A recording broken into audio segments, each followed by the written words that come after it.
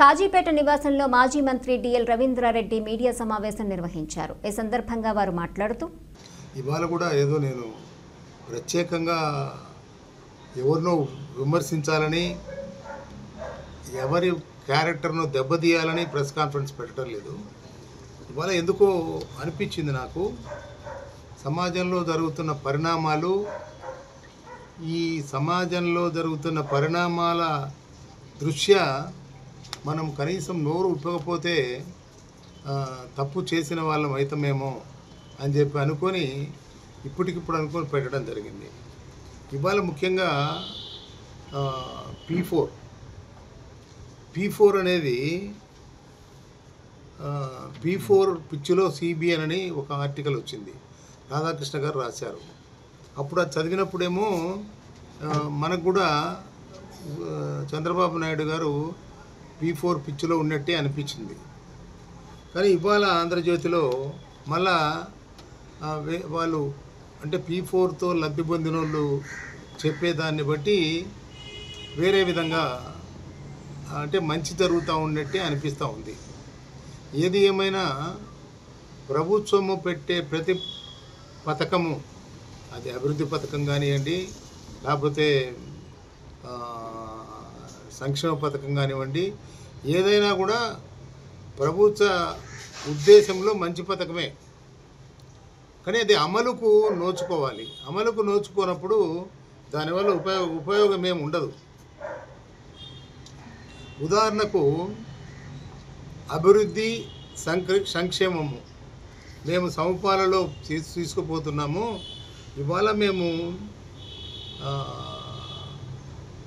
అభివృద్ధి, అసలు జగన్మోహన్ రెడ్డి పాలనలో అభివృద్ధి లేదు, అభివృద్ధి అనేది మర్చిపోయినాడు ఆయన, రోడ్ల మీద మట్టేసే దిక్కు కూడా లేదు అని చెప్పి అన్నారు. అని ఈ మధ్యకాలంలో ఎప్పుడో ఒక 6 నెలల సంవత్సరం కిందట ఏదో 1000 కోట్లు ఇస్తున్నాము, రోడ్ల మట్టేస్తున్నారు అని చెప్పి అన్నారు. అభివృద్ధి ఎంత ఉందో నా ఇంటి ముందరనే మీకు అర్థమవుతుంది. మీరు వచ్చేటప్పుడు ఎంత బాగుందో అభివృద్ధి, ఎంత చేసినారో, ఎన్ని కోట్లు ఖర్చు పెట్టారో అనేది ఈ ఇంటికి ఎదురుగానే అర్థమవుతుంది. తర్వాత మొన్న నేను సరాయపల్లెకు పెళ్ళికి పోయినారా మీరు ఎవరన్నా? సరాయపల్లెకు వర్స్ట్ రోడ్డు, సరాయపల్లెకు మైదుకూరు నుంచి సరాయపల్లెకు పోయే దారిలో. ఇట్లా మరి అభివృద్ధి అనేది నిధులు ఎక్కడ పోతున్నాయి, ఊరికే పేరుకే ఉందా, చేస్తున్నారా లేదా అనేది ఒకటి ఇంపార్టెంట్. ఎన్టీ రామారావు గారు చెప్పిన 3 పాయింట్లు: కూడు, గుడ్డ, నీడ. కూడు రూపాయి బియ్యం, ₹2 ఇప్పుడు ఫ్రీ కదా, టోటల్గా ఫ్రీ. రూపాయిగా ఫ్రీనా? ఫ్రీ బియ్యం. ఆయన ₹2 బియ్యం అన్నాడు, ఇప్పుడు ఫ్రీగా ఇస్తున్నారు.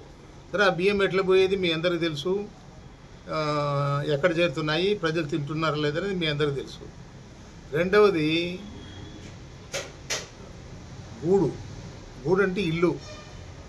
చంద్రబాబు నాయుడు గారు అధికారంలోకి వచ్చినప్పుడు ఏం చెప్పాడంటే, ఏదో ఎన్ని లక్షల ఇల్లు కట్టిస్తామన్నారు. ఇప్పుడు సంవత్సరం 4 నెలలు, సంవత్సరం 5 నెలలు అయింది, ఒక్క ఇల్లు మొదలుపెట్టిన దాఖలాలు లేవు ఎక్కడ కూడా. మైదుకూరులో మొదలుపెట్టారా? మా డ్రైవర్ ఎవరో, ఓబులెడ్డి కాదు, ఇంకో డ్రైవర్ కావాలంటే ఇల్లు ఫోన్ చేస్తే రేపు మార్చికి శాంక్షన్ అవుతాయి అన్నారు. అంటే అప్పటికి దాదాపు అధికారంలోకి వచ్చి 2 సంవత్సరాలు అవుతాయి. కూడు, గుడ్డ, ఇంకోటేది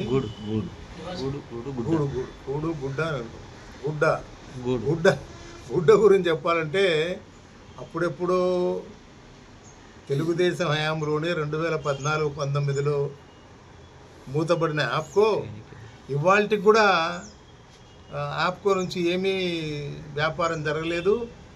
నేత కార్మికులు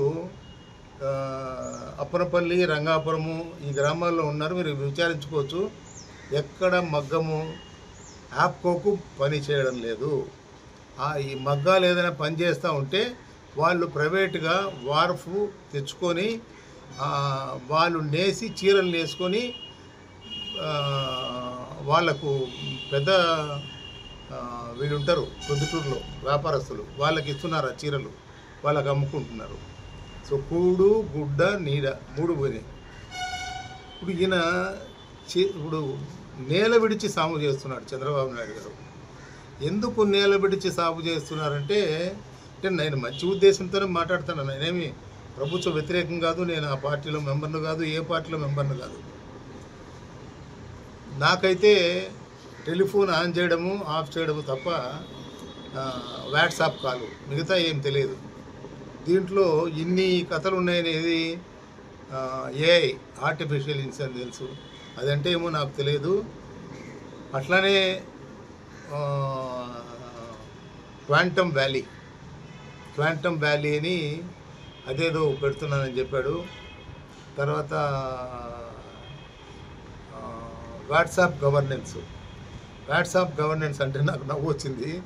ఎవడో నాకు తెలిసినోడే ఒకడు ఏదో పని కోసం ఎంఆర్ఓ ఆఫీసు పోతే ఈ పని ఊరికి ఇట్లా కాదా, 1.5 లక్షలు ఇస్తే కానీ పని కాదని చెప్పినని అతను చెప్పి అడ్వాన్స్గా కొంత ఏదో ఇచ్చినాడు పని కోసం. సో వాట్సాప్ గవర్నెన్స్ అంటే ఏ ₹1 లంచం లేకుండా వాట్సాప్లో మనం పంపిస్తానే ఆటోమేటిక్గా రావాలా మన సర్టిఫికెట్ కానీ మన పని ఏది కానీ. వాట్సాప్ గవర్నెన్స్ ఇంకోటి కూడా ఏదో ఉంది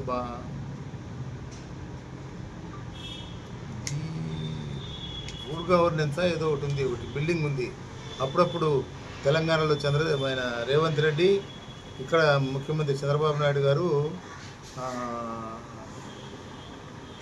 రియల్ టైం గవర్నెన్స్ అదేందో నాకు అర్థమే కాదు. రియల్ టైం గవర్నెన్స్ అంటే ఒక ఐఏఎస్ ఆఫీసర్కు నేను వాట్సాప్ కాల్లో ఎందుకు భయపడతారు కదా మాట్లాడాలంటే, వాట్సాప్ కాల్లో ఒక ఐఏఎస్ ఆఫీసర్ ఫోన్ చేసిన, ఏంటి రియల్ టైం గవర్నెన్స్ అంటే, ఏం లేదు సార్, అది రియల్ టైం గవర్నెన్స్లో ఇప్పుడు మీ ఇంటికాడ బల్బు పోయి ఉంటుంది, ఆ బల్బు పోయిందని ఆడెవడో చెప్తాడు, అది రియల్ టైం గవర్నెన్స్ సార్ అన్నాడు. మనకు అది తెలియదు ఇది తెలియదు, ఏది రియల్ టైం గవర్నెన్స్? అసలు మనము ఈ మాటలు తప్ప real time governance, WhatsApp governance, ఇదేమి ఇప్పుడు చెప్పిన 2 V4 తర్వాత ఆర్టిఫిషియల్ ఇంటెలిజెన్సు, అదేమి వ్యాలీ ఏదో అంటారు చూడు, క్వాంటమ్ వ్యాలీ, ఇవన్నీ కాక ఇంకా చాలా ఉన్నాయి. నేను హిందూ పేపర్ డెఫినెట్గా ఖచ్చితంగా చదువుతాను. ఇప్పుడు నుంచి కాదు, 1970 నుంచి నేను మెడిసిన్లో చేరినప్పుడు మా నాన్న ఏం చెప్పాడంటే, నువ్వు ఇంగ్లీష్ రావాలంటే బాగా హిందూ చదవమని చెప్పాడు. అప్పటి నుంచి హిందూ, ఇప్పుడు మేము మైదుకూరు నుంచి తెప్పించుకొని హిందూ చదువుతున్నా. ఆ హిందూ చదివే క్రమంలో మే 31 అతను భయానకమైన పరిస్థితి ఉంది ట్రైబల్ ఏరియాస్లో, అంటే Vizag district tribal areas Vizag డిస్ట్రిక్ట్లో అతను దృష్టాంతాలు కూడా ఇచ్చినాడు. కొయ్యూరు మండలంలో విలేజ్ ఏదో గుర్చిపోయి మే 31 విలేజ్, నేను ఆ రోజు ఫ్లైట్లో హైదరాబాద్ కూడా పోతాన్నా, విలేజ్ గుర్తులేదు. ఎస్తర్ అనే అమ్మాయి డెంగీ వచ్చి పారాసిటమాల్ లేక హాస్పిటల్లో చనిపోయింది. దురదృష్టకరమైన సిగ్గుమాలిన విషయం. అదే రోజు నేను కృష్ణబాబుకు ఫోన్ చేసిన, మెసేజ్ పెట్టిన. కృష్ణబాబు అంటే మన కలెక్టర్గా ఉన్నాడు, special chief secretary. Health minister ఆయన ఏమి యాదవ్, సత్యకుమార్ యాదవ్, ఆయనకు ఫోన్ చేసిన. ఫోన్ రింగ్ అవుతుంది, ఎత్తలే. మెసేజ్ పెట్టిన, మీరు గో త్రూ ది మే 31 హిందూ, అందులో క్లియర్గా ఉంది. అంటే పారాసిటమాల్ కూడా ఇయ్యలేని దిక్కులేని పరిస్థితుల్లో ప్రభుత్వం ఉందని ఆ పేపర్ చెప్పకనే చెప్పింది. మరి దానికి రిప్లై లేదు. ఇవన్నీ నేను లెటర్ రాసిన ముఖ్యమంత్రి గారికి, ఈమెయిల్ పెట్టమని నేను ఏదన్నా ఉంటే ఈమెయిల్ పెట్టిన, ఏ రెస్పాన్స్ లేదు. కొయ్యూరు ముంచంగిపట్టు అంటే నా దృష్టిలో నాకు తెలిసినంత వరకు ఈ హెల్త్ మినిస్టర్ చార్జ్ తీసుకున్న తర్వాత ఆ ఏరియాస్కే పోయినట్లే. ట్రైబల్ ఏరియాస్ శ్రీకాకుళంలో కానీ, ఈస్ట్ గోదావరిలో కానీ, లేకపోతే వైజాగ్ డిస్ట్రిక్ట్లో కానీ ట్రైబల్ ఏరియాస్లో పోయి ఏముంది వీళ్ళు దోమలు కనిపించుకుంటున్నారా, బతికినారా, చచ్చినారా అని ఎవ్వరూ పట్టించుకోలేరు. 31 అది. ఇంకొక లెటర్ రాసిన. ఇంకో లెటర్ ఏంటంటే, ఇది ఇంకా సిగ్గుమాలిన చర్య. జిల్లాలో 2000 2024లో ఒక నోటిఫికేషన్ ఇష్యూ చేశారు. అంటే అప్పటికి ఆ ప్రభుత్వం ఉందనుకుంటా, 24కే కదా ఎలక్షన్ జరిగింది. 24లో ఆ ప్రభుత్వంలో ఒక నోటిఫికేషన్ ఇష్యూ చేశాడు.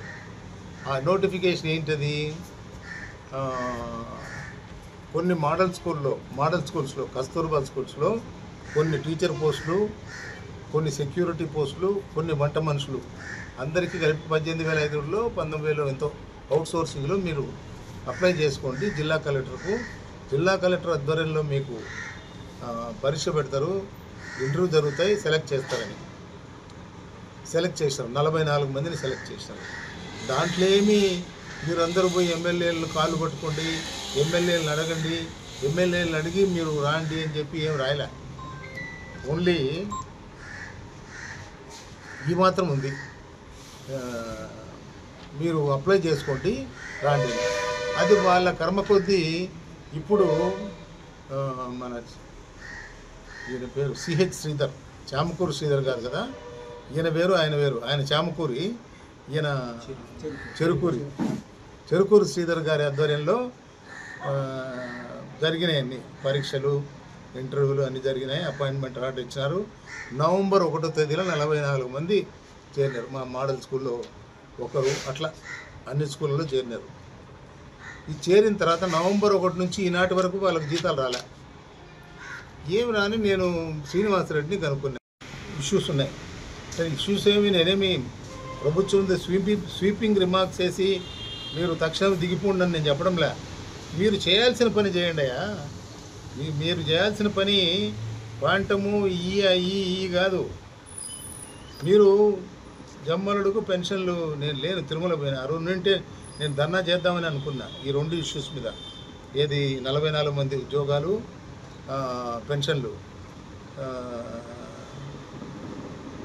విజయవాడ నుంచి స్పెషల్ ఫ్లైట్లో కడప నుంచి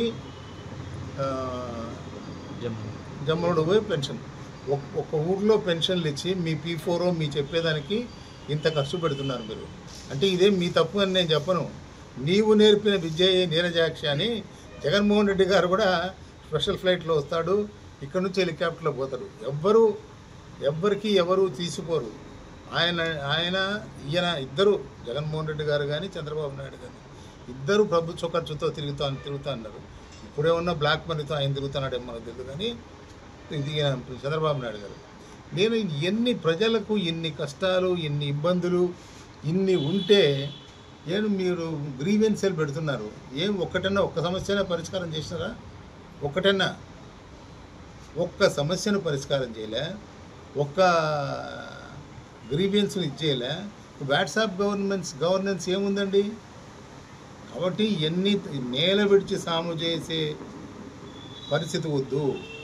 ముందు బేసిక్ ఇష్యూస్, పెన్షన్లు, అర్హులైన పెన్షన్లకు ఎందుకు రాలే, ఎవరికి రాలే అనేది అది సెటిల్ చేయండి. ఇప్పుడే నేను మీ కిందికి దిగి వస్తా అంటే నాకు ఫోన్ వచ్చింది. సెట్టివారిపల్లి, ఎల్లంపల్లి, చిన్నాయరపల్లి 3 పల్లెల్లో పోయినారంట. జెన్యూన్గా ఎవరైతే ఫిజికల్లీ హ్యాండిక్యాప్డ్ ఉంటే 6 మంది వాళ్ళని తీసేసినారంట. వాళ్ళని తీసేసి జెన్యూన్ కాని వాళ్ళకు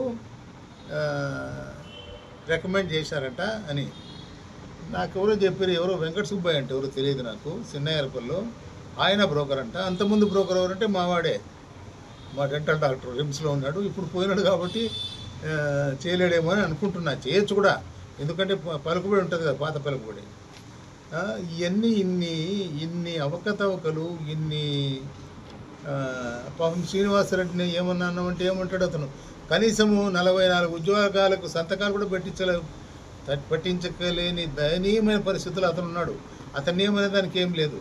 మరి ఎమ్మెల్యేలు తప్ప, ముఖ్యమంత్రి తప్ప, లేదా పేదవారు తప్ప, అసలు మీకు ఓట్లు వేసిన ప్రజలు తప్ప, ఎవరు తప్ప అనేది ఆలోచించుకోవాల్సిన అవసరం వచ్చింది. ఇప్పటికైనా జిల్లాలోని ఎమ్మెల్యేలు కానీ, ఇంకోరు కానీ అన్నీ మీరు చెప్పినట్టు జరగాలంటే రైట్, మీరే తీసుకోండి పరిపాలన. నియోజకవర్గం అంతా పెన్షన్లు కానీ, ఇంకోటి కానీ మీరే తీసుకొని మీరే పరిపాలన చేయండి, మీరే రోడ్లు వేయండి, మీరే అభివృద్ధి చేయండి, మీరే సంక్షేమం చేయండి. అంతేగాని ఊరికే ప్రజలను ఏడిపించుకుంటూ, మీకు ఓట్లేసిన దానికి వాళ్ళు ఏడ్చుకుంటూ ప్రతిరోజు ఏడ్చుకుంటూ ఎందుకు ఉండాలా? దయచేసి ఇప్పటికైనా ఏ ఎమ్మెల్యే అయితే ఈ దురదృష్టకరమైన పరిస్థితులకు కారణమైనాడో ఆ ఎమ్మెల్యే దయచేసి మీరే అధికారం తీసుకొని మీరే పరిపాలన సాగించమని కోరుతా ఉన్నాను. మీ దగ్గర ఏమైనా క్వశ్చన్